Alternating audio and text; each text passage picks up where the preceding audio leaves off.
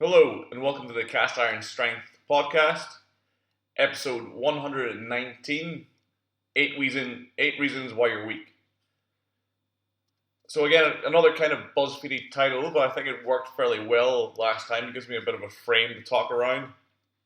So today I'm going to discuss what I reckon are the 8 most common reasons why most lifters don't get anywhere near their strength potential. I think the vast majority of lifters are underselling themselves due to a mixture of factors, whether if they're training on their own, they're training with another person, another coach. I still see the vast majority of people, certainly that I see training in gyms or on Instagram or wherever it might be or wherever you might have it, who are underselling themselves.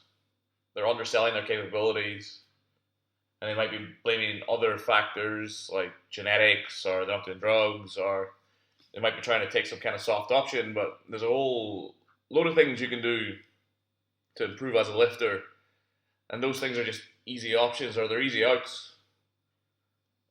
Whereas with some time, attention, problem solving, the right information, most people can do way more than they think they're capable of. So we'll get started. Reason number one: lifters have no intensity.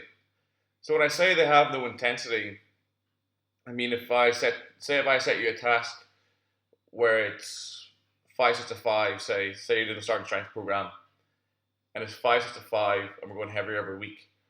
Quite a few lifters who do this will progress incredibly slowly, because what they will do is they'll just keep themselves within themselves. They'll add 2.5 kilos. Maybe they'll start super light, and then they'll add 2.5 kilos a week, and it takes 16, 20 weeks before they get close to weights that are beginning to challenge them. Coupled with a couple other factors, in some scenarios, this is a good thing. If we're working on technique, or if we're trying to focus on other factors. But when it comes down to it, at some stage in lifting or in strength training, if you want to push the envelope and you want to get stronger, you've got to wade into the deep sets. You've got to do hard rep out sets. You've got to do workouts to make you scared when you look at them. You've got to be so tired after a set that you physically can't walk the sit down. You've got to crumple on the floor and lie down for a while because you put everything you had into the set. This kind of intensity, this kind of effort needs to be brought. Every lifter needs to bring this at some stage in their training.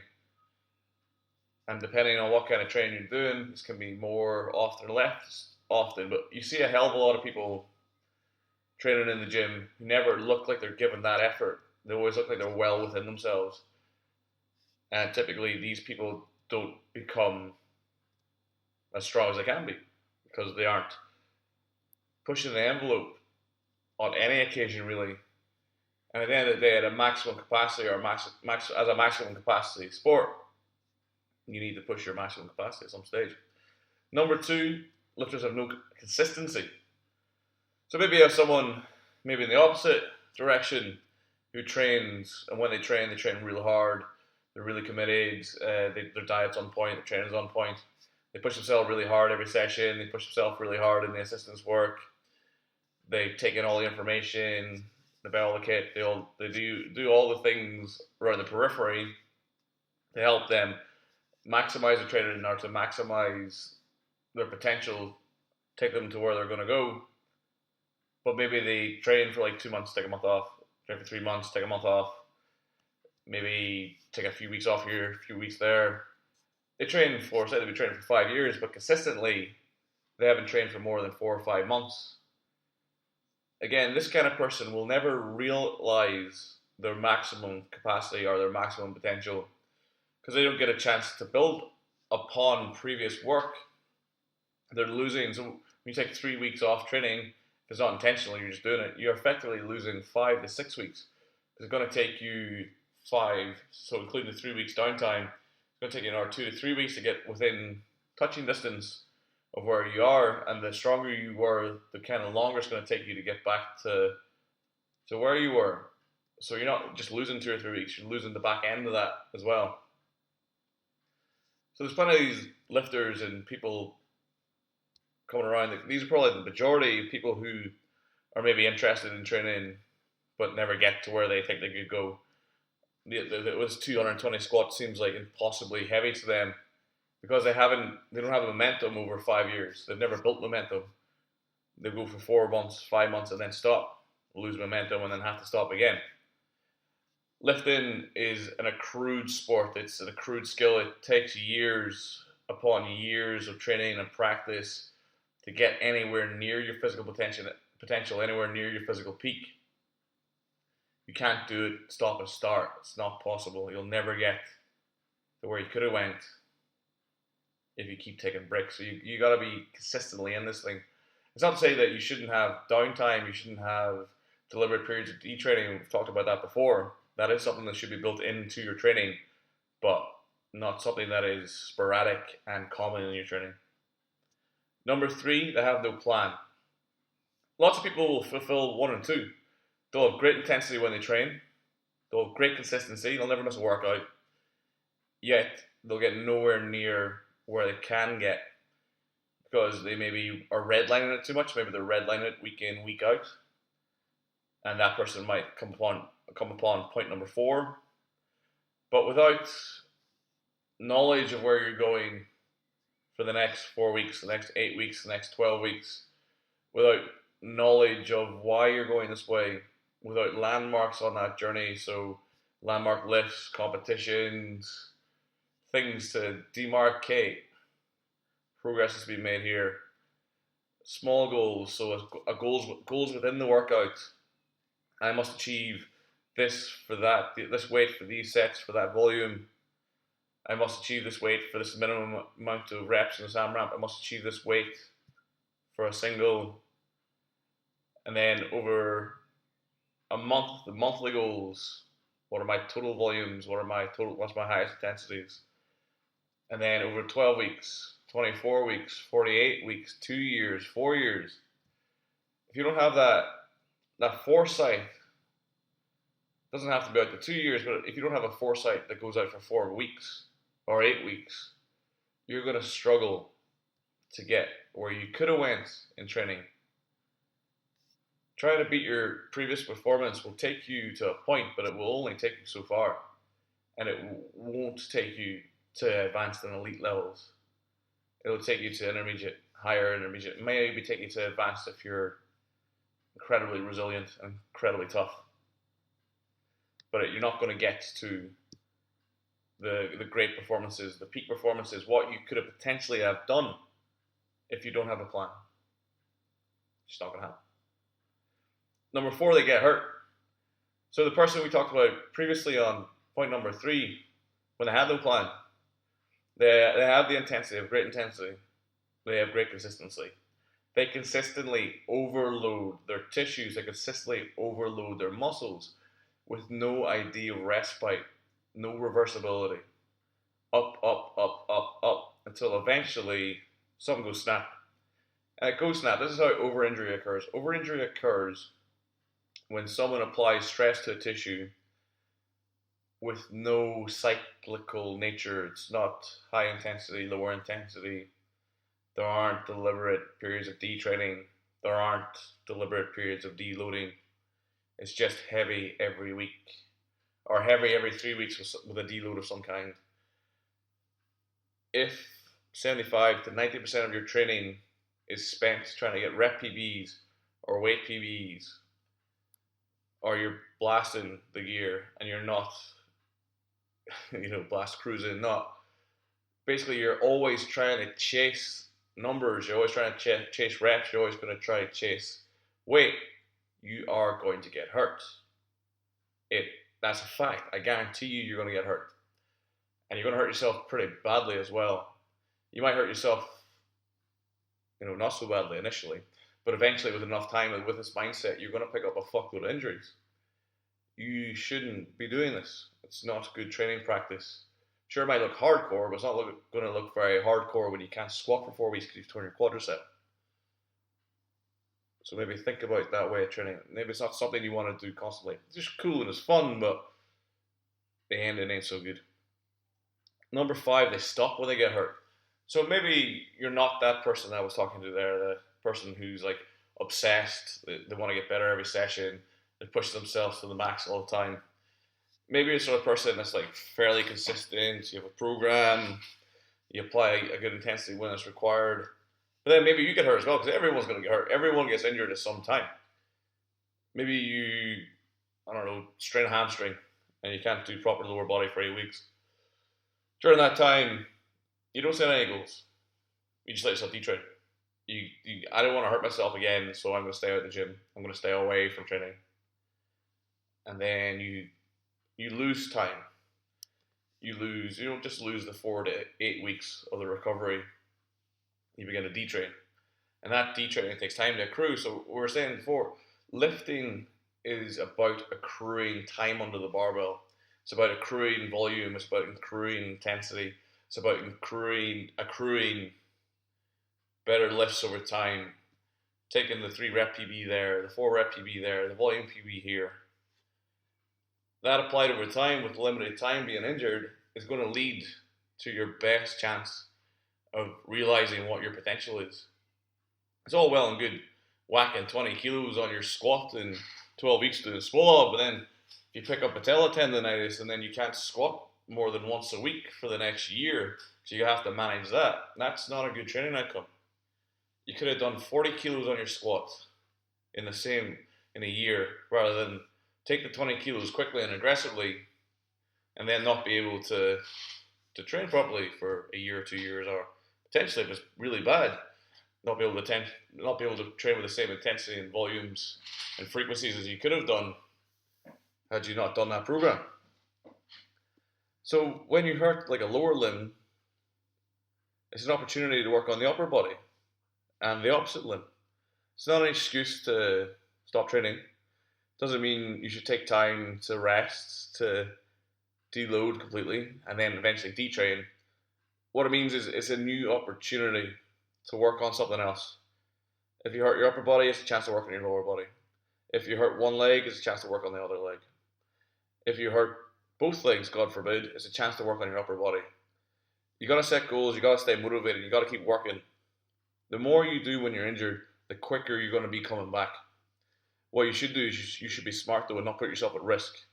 I'm not saying try and squat before you can, not to try to bench before it's time. Listen to the people you're working with and let them help inform your practice. But set goals and set yourself little targets you can achieve.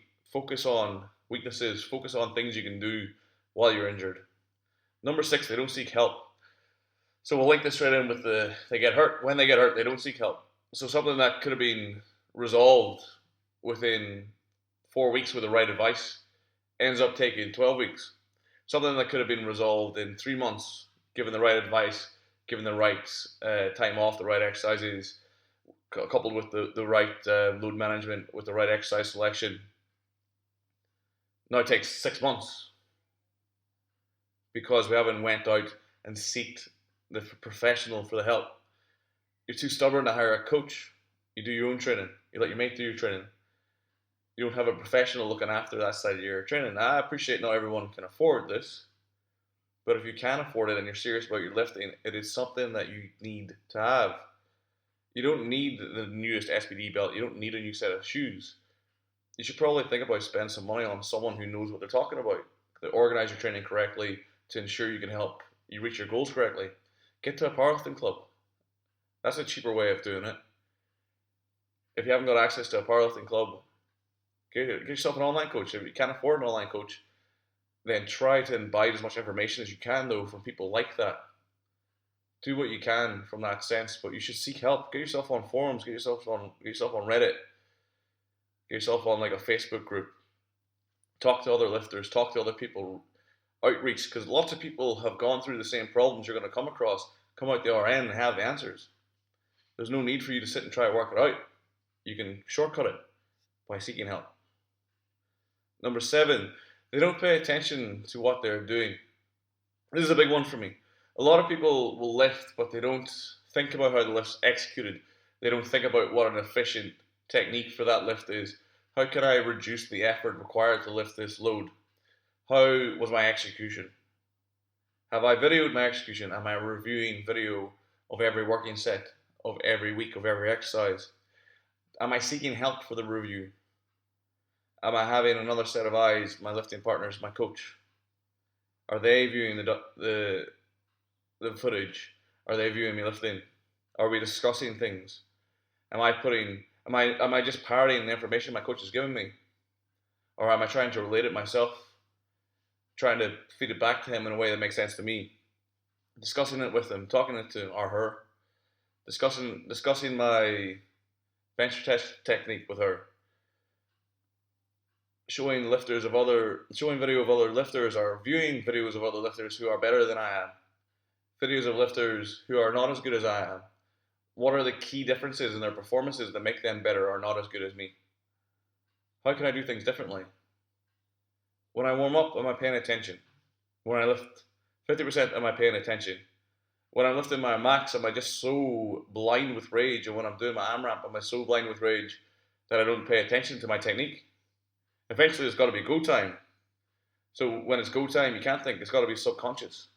However, if you don't take the time to focus and pay attention to these things I'm talking about, when it's go time, you're going to go to shit. However, if you do pay attention, if you do these things I'm talking about, seek the feedback, get yourself out of your comfort zone, when it's go time, you're going to perform better than you do in training, because you're going to hit flow state and everything will be easy. But you can't hit flow state if you don't pay attention to every single fucking thing you do. It's not possible. You have to practice and practice out of your comfort zone.